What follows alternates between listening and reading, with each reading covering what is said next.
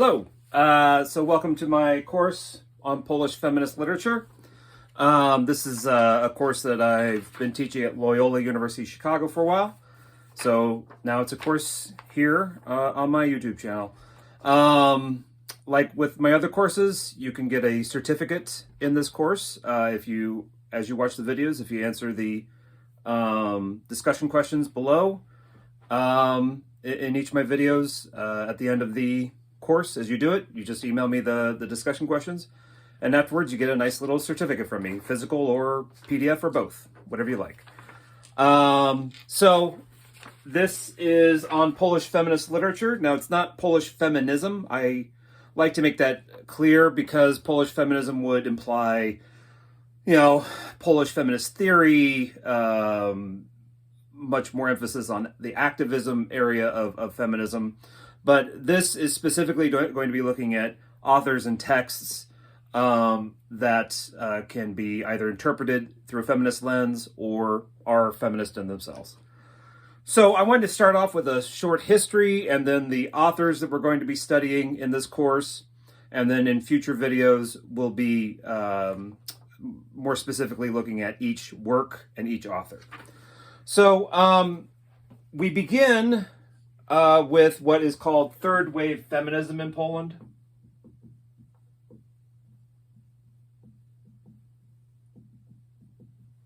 Now this comes about in the late 19th century, kind of early 20th century, with the positivists. So positivism is an artistic, philosophical, political movement in Poland. Well, in what would have been Poland if Poland had existed on a map at the time. You can see my short history on Polish literature, my video on Polish history in my other playlist. So positivism is a reaction against an earlier movement called Romanticism. And Polish Romanticism was accused by the positivists as being kind of useless, basically.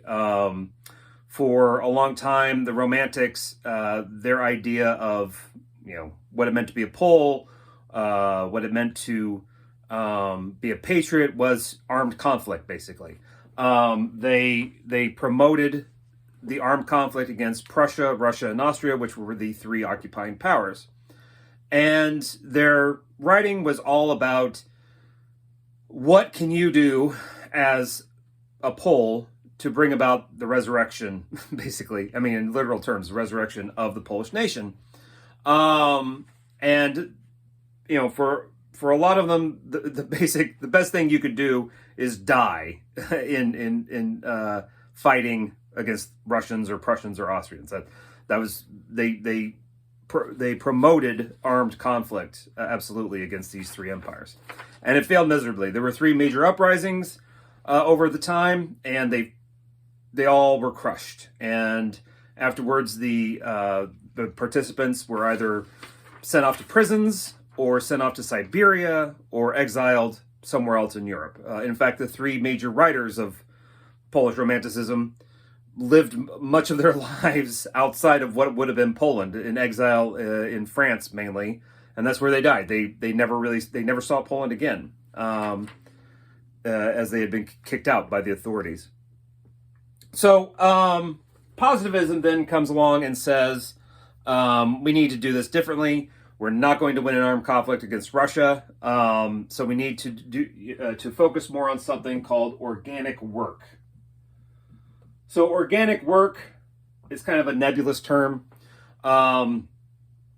It's seeing the nation as an organism, and by organism in this language they mean the body. So it's work on the Polish body, the body of the Polish nation. And so they promote things like philanthropy, educating the masses, equal rights for people. They are completely against armed revolt. At this time, you get journalism becomes very popular. It becomes much more popular than poetry or drama, where earlier during the Romantics wrote mostly poetry and drama. The positivists come along and say, no, no, no. When you write literature, it should be very plain, it should be very simple and have a message, and it should be teaching something. It's pedagogical. Literature should be teaching a lesson for the positivists. And you can't teach a lesson with metaphor. Metaphor doesn't do any good because you have to like think about it, and maybe you get the interpretation wrong. The story has to be put plainly and with clear, no clear metaphors, no metaphors, but in clear language. Teaching what the reader should be doing. So this really is where, with positivism, we get real. They call it third wave feminism, but that's kind of a misnomer in my opinion. But this is the first time we really see a move towards feminist thought in Poland. Now, earlier versions of feminism, in my opinion, they're hardly feminist at all. And one of the major kind of ideas from earlier periods, especially Romanticism and earlier than that, is something called the Matka Polka myth. Now, anyone who knows Polish knows that this phrase here does not mean Polish mother. It means mother Pole, which is different. So mother Pole is an outgrowth of the cult of Mary. And actually, Mary was crowned Queen of Poland in 1717. They literally crowned her as Queen of Poland. And then again in 2017, they recrowned her. The government at the time, the conservative government, was like, well, we need to make this permanent. So they recrowned her as Queen of Poland, which is just an odd thing to do. But that's it's a conservative Catholic country, and so this was important to them. So the Matka Polka myth it's considered like first and second wave feminism in a way, but again, that's a misnomer in my opinion. Matka Polka is a woman who, when the men go off to war and the home is undefended, they pick up arms and they defend it actively. They take an active role in society. They teach their children Polish and about Polish culture. They keep Poland alive when Poland doesn't exist and when the men are away and they defend the house. But the Matka Polka also, when the war is over and the men come back, they know it's their place to then stop taking an active role in society and step back into the kitchen. So she is the Matka Polka is the ideal Polish woman. She becomes active when it's necessary, but understands she's not supposed to be when men are around. So it's in my opinion, it's not a feminist figure at all. It's very reactionary. It's very anti-feminist.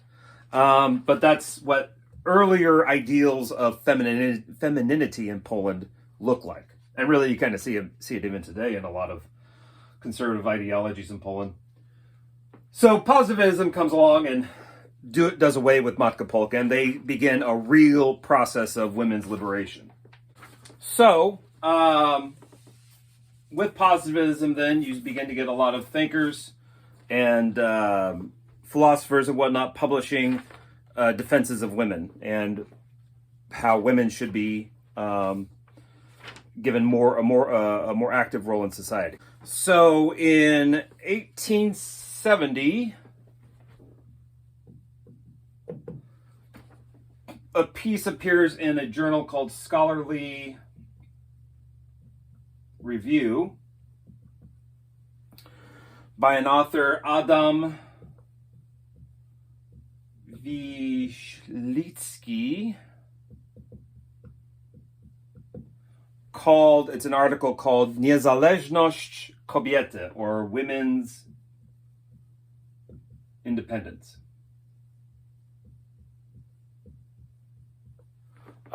Which is really quite early. 1870 is pretty early. And it's one of the first open articles about the necessity of women's independence. And it's especially for its time, it's a radical demand for the equality of the sexes. So you get that in 1870. Then in 1873,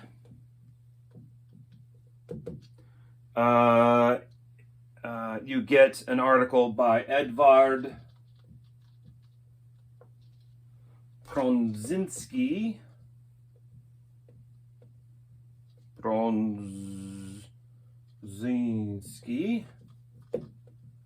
Called O prawach kobiety, on women's rights.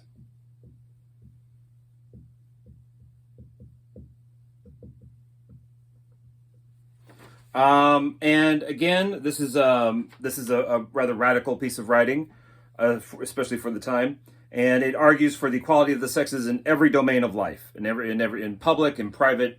Women should be given equal treatment to men. Then, in 1874, author Leon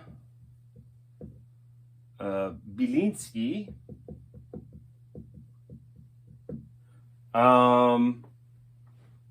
gives a series of lectures on women's work from the economic standpoint.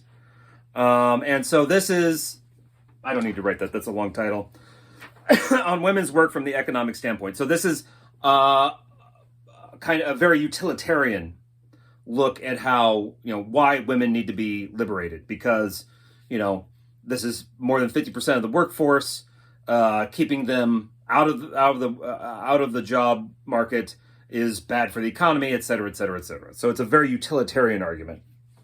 Then in 1897,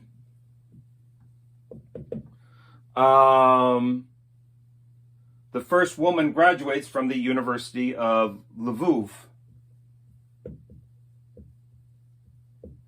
Now it's known as Lviv in Ukraine. At the time it was in Polish-occupied Russia. So in 1897, the first woman graduates from the University of Lviv.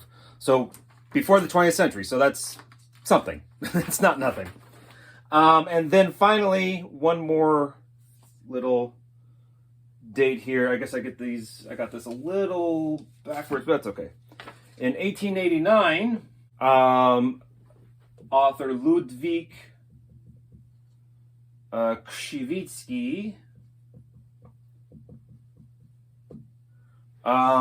writes an article called The Women's Cause.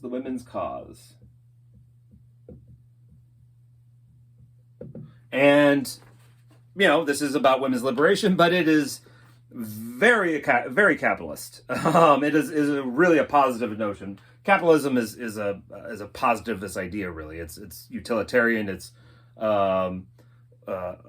relies on a lot of logic, the idea that people are rational beings. So this is all right out of positivism. And so this essay is all about connecting women's liberation as inherent in capitalist economy. So again, it's a very utilitarian idea, like we saw earlier from Biliński. So something you might notice about these authors who are writing these works promoting the rights of women, they're all men, which at the on the face of it might seem curious, but then if you think about it, who's going to be published at that time? Only men. Now, of course, there were some women authors who were publishing things like this as well, but these authors had the largest impact for obvious reasons, right?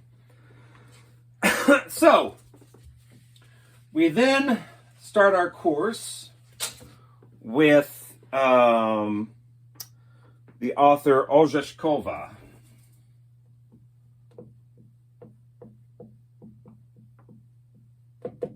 She lived 1841 to 1910. So she never saw a free Poland. Poland didn't exist until 1917, after it was annexed but after it was partitioned in 1795. So she missed the independence of Poland by 7 years. And it's sad because she spent most of her life fighting for Polish independence. And she missed it by 7 or 8 years. And she's still very popular. Orzeszkowa is still read widely in Poland today.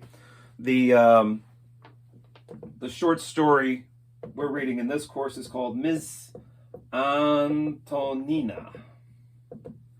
And this is a really interesting work. It really intersects with issues of both class and gender.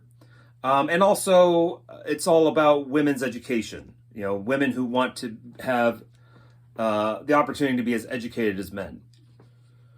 We then move on to Maria Konopnicka. The story we're reading from her is Urbanova. And all Urbanova means is wife of Urban. So there's a guy named Urban, and she marries him, and her name becomes Urbanova. And again, this is also a story that really ties in, has this intersectional play with class and gender. Urbanova is a poor working class, etc.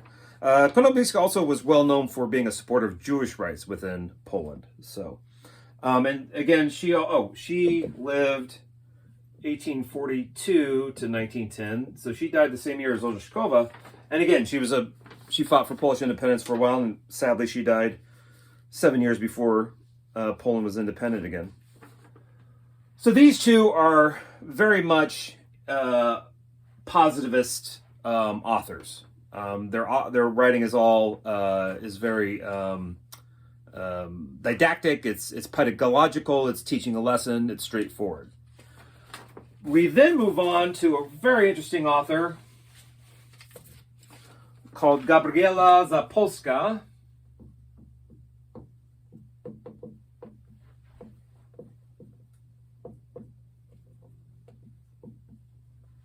She lived 1857 to 1921, so she actually did see an independent Poland. And she is a product of what's called Young Poland.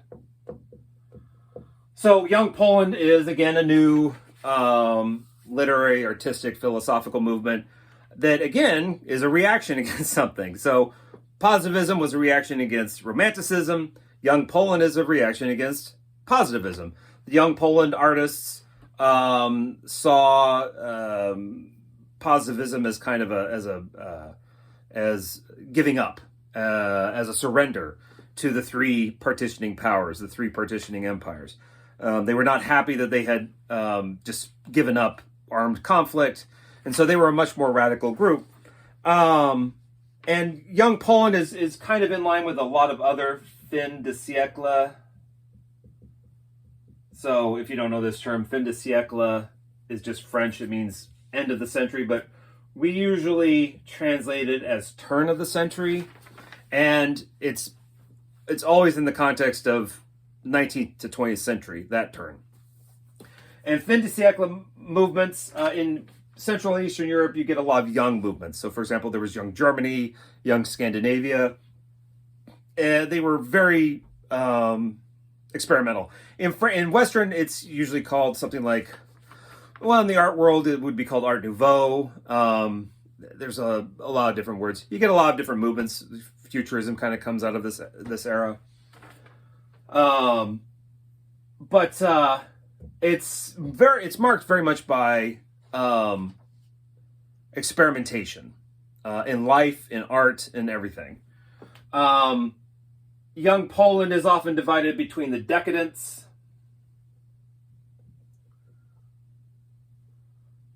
strain and the neo-romantic strain.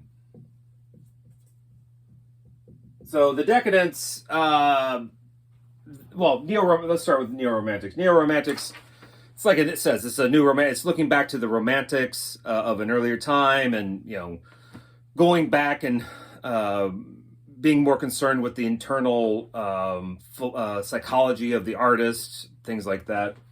The decadents are kind of off the map. One artist you might know of from this period is Edvard Munch. He did the Scream, right? With the guy, the Scream.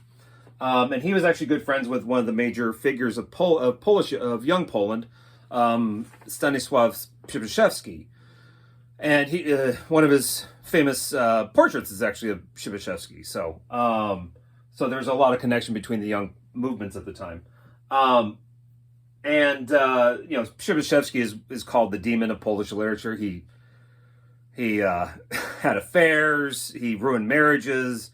He did a lot of drugs. You know, he's kind of like the Polish version of Rimbaud, the French poet Arthur Rimbaud. And so he was infamous during this time. And the decadents, in my mind, they get a lot of their ideas out of a misreading of Nietzsche. So Nietzsche has, you know, these thoughts on nihilism. Now, if you read Nietzsche, you know that Nietzsche was not happy that the world was nihilistic. Decadence, the word decadence, nowadays we think of, when we say the word decadent, we think of something like, like really luxurious. So like a chocolate cake can be decadent. But decadence, the word decadence comes from the word decay. So if you're in a decadent era, you're in an era of decay, which some would argue we're in right now. So Nietzsche sees the world, and he sees the absence of God, and he's not happy about it. And he says this is a nihilistic moment. We're basically members of a death cult. We're just in the ruins of a once great society. But people who came after Nietzsche read his stuff, and a lot of angry, angsty teenagers and 20-somethings would read his stuff, and they misread it, and they begin to revel in the decadence. They begin to revel in the decay. They think that this is something to rejoice in, which is a complete misreading of Nietzsche as far as I'm concerned. And so Zapolska then is one of these decadents, and the works we read from her, you'll really see she has this mistrust of humanity. She has no heroes in her works. There are no heroes. There are only degrees of villain. A lot of her the stories we'll read. You have someone who's mistreating someone else, but the person who's being mistreated, she has no pity for. She basically sees them as weak. And so she has as much disgust for the weak victim as she does for the strong villain. So it's kind of depressing to read, really. But it's very much a marker of the young Poland movement. So we then move on to Maria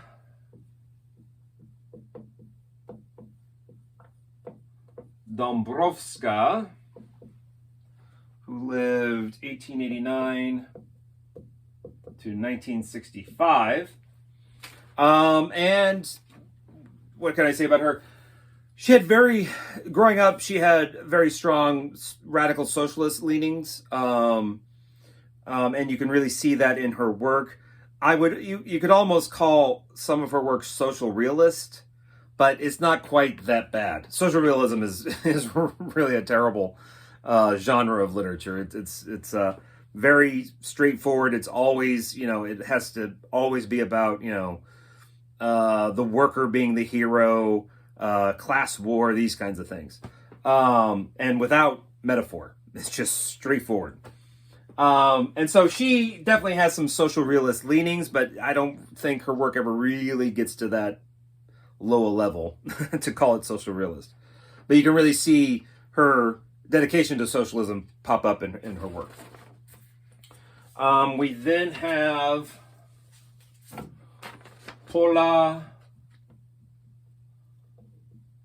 Gojawiczyńska, who lived 1896 to 1963. During World War II, she actually spent 6 months in an infamous prison called Pawiak. So the Pawiak prison is kind of a recurring setting in World War II literature, especially. This is where the Nazis took people to question, to imprison, to kill. So she actually spent 6 months in there. And a lot of her writing is very much about like the tension between two people who are at odds with each other. And so we'll see that with the work we read in this class. We then read Maria Kuncevichova, who lived 1899 to 1963. No, I'm sorry. I was looking at the wrong one. 1889 to 1989. So she almost lives to see the end of communism in Central and Eastern Europe. And in a lot of her writing, I mean, her writing is very much about making the woman the hero over the man. So a very feminist move. And next we move on to Zofia Naukowska, who lived 1884 to 1954.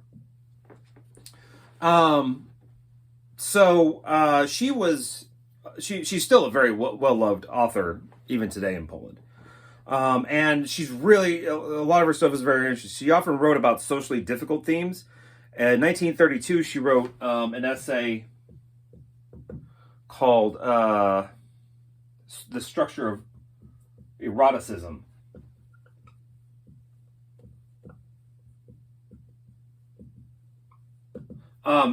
Which is a really radical piece. It's really cool. It defends the discussion of sex and the erotic in literature. So it's this defense of defending the ability to talk about sex and the erotic in writing. It's really cool. After World War II, this is really quite interesting. After World War II, she was appointed president of the Commission for the Investigation of War Crimes in Auschwitz. So she led this commission, and they did a lot of research about crimes that were committed in the death camp. And then this actually produced a slim little volume called Medallions, which is little. I hesitate to call them essays. They're like short stories, but they're all from they take from ex-prisoners' experiences in interviews. It's a really interesting book. And then we look at Izabela Filipiak, who was born in 1961. And unfortunately, there's not a lot translated from her. I was able to find one thing called My Life as a Rabbit, which is a really cool little play. She is a lesbian feminist. She does a lot of work still about on a lot of feminist work even today. She's kind of interesting life. She was a visiting scholar at Berkeley for a time, and her dissertation focused on transgender figures from Eastern European modernism, which the establishment of Polish literature did not like at all. So she was kind of what would you say, excommunicated from Polish literature for a while from the establishment. The people in the tight ties and the stiff collars and black suits did not like what she had to say at all. But she's actually back in Poland at the University of Gdańsk, teaching and still writing. And it's just unfortunate that more of her stuff hasn't been translated. And finally, the final author we look at is Olga Tokarczuk. So Olga Tokarczuk was born in 1962. She is probably one of, if not the most important Polish literary figure today. In 2018, she won the Nobel Prize for Literature. My favorite book is by her. It's called House of Day, House of Night. And it's just a work of art. It's an amazing book. It really stretches the boundaries of genres. It talks about the boundaries of nation states, the boundaries of sexual identity. It's just amazing. And the book we'll read, there's also a book by her called Drive Your Plow Over the Bones of the Dead. And it's often discussed in terms of its eco-feminist ethic, which is how we'll look at it, as a work of ecofeminism. So that's this little introductory video done, and I look forward to your comments, and hope you enjoy the course.